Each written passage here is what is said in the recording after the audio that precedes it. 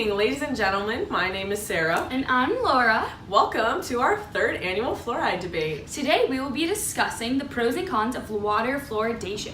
So tell me, Sarah, I've heard a lot about water fluoridation, but what exactly is it? That is a great question, Laura. Fluoride comes from fluorine, which is a naturally occurring element released from rocks into the soil, water, and air. So why are we putting fluoride in our drinking water? Well, some water already has naturally occurring fluoride. However, some utilities add fluoride to the water, which is referred to as water fluoridation. There's a lot of debate around water fluoridation and if it's beneficial for human consumption. Hopefully, this debate will clear up some of the common misconceptions and concerns around the issue.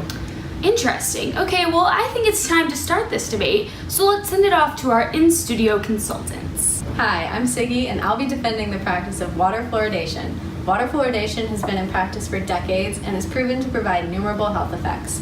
I strongly believe this practice should be left in place. Hi, I'm Fove, and I'll be arguing for the end of fluoridation of our drinking water. While fluoridation has benefits, such as lower levels of tooth decay, these do not outweigh the risk associated with putting this chemical into our own bodies. Those are some interesting points you both provided. Let's take a deeper look at the history of water fluoridation. Well, Sarah, fluoride research began in 1901 with Dr. McKay when he found locals with brown stains on their teeth. His team made two crucial discoveries. The molded enamel resulted from developmental imperfections, and the teeth affected were somehow resistant to decay. They concluded this was due to the drinking water. And they were exactly right. High levels of fluoride were discovered as a result of mottled enamel. Research discovered fluoride levels up to 1 parts per million in drinking water would not cause enamel fluorosis in most people. The current primary enforceable drinking water standard for fluoride is now 4 milligrams per liter, and the secondary standard is 2 milligrams per liter. Well, if this conclusion revolutionized the dental industry and water fluoridation makes tooth decay a preventable disease, why would anyone ever be against it? Let's see what Fo has to say about that. Fluoride does help harden tooth enamel, but it also carries a list of side effects.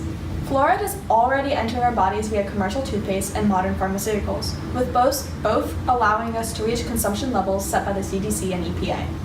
When you add drinking water, the amount of fluoride entering our body soars. Approximately 10% of the total world population consumes groundwater that already has high naturally occurring fluoride.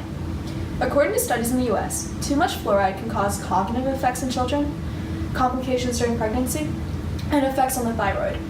Is it really smart to disregard all these health risks that are associated with the consumption of fluoride just to prevent tooth decay? Well, fluoridation of water for communities is done at optimal and safe levels, so there is not overconsumption of fluoride. The practice is definitely safe considering it's defended by most accredited dental associations and also the Center for Disease Control and Prevention. Fluoridation of water has been scientifically studied for 70 years, and the standard practice has not been linked to health effects. There's been many studies done that show that increased levels of fluoride in water correspond to lower levels of tooth decay in children. In fact, optimal levels of fluoride in water prevent the risk of tooth decay in children and adults by 25%. You both make some great points. Don't you agree, Laura? Yes, Sarah, I'm learning so much about this incredible process. Now let's learn about the social aspects. Fo, what do you have for us? When one thinks of fluoride, they might think of toothpaste. But the fluoride in drinking water is not the same. The chemicals used in water treatment are not pharmaceutical grade, but are actually unpurified industrial byproducts collected from the air pollution control systems of many industries. Mainly, fluoride produced during the extraction of phosphate from phosphoric ore, or from the production of hydrogen fluoride or sodium fluoride. These byproducts also tend to contain other contaminants, most notably arsenic. In reality, you're putting industrial chemicals into both you and your child's body. You make an interesting point, but I have to disagree.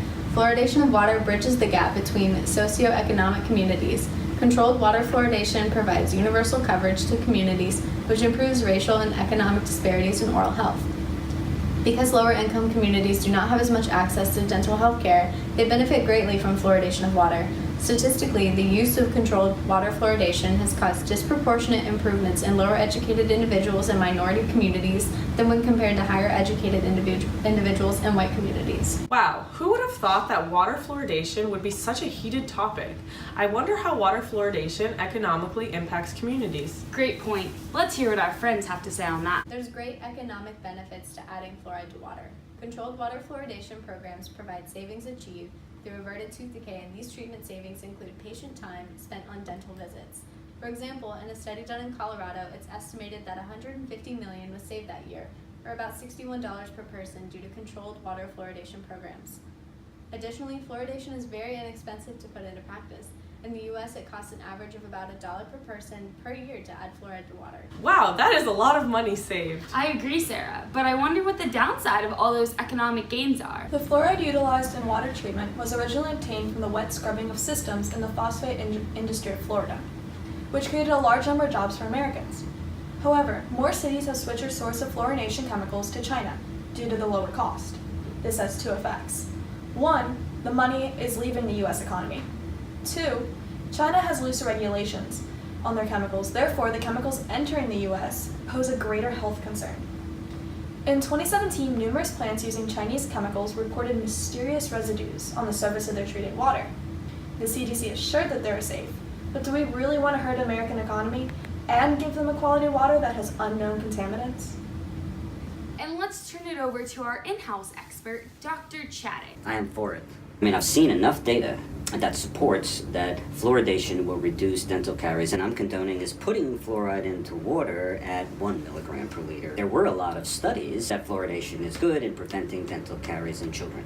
Then, in the early 2000s, other researchers started looking at that research and saying, this is bad research. There's a big issue about whether now, I guess more recently, whether fluoride that we put in the water, is that going to give us the same effect as naturally occurring fluoride? The fluoridation of a public water supplies tends to reduce the inequalities of that social issue. We would have people walking around with a lot more silver amalgam in their mouth. I mean, when I was growing up, we went to the dentist, it was routine. How many cavities did you have today? These days, very little cavities. I have to give some of that over to fluoridation. Having it in the water, systemically introducing fluoride into our bodies is, I think, the way that we should do it.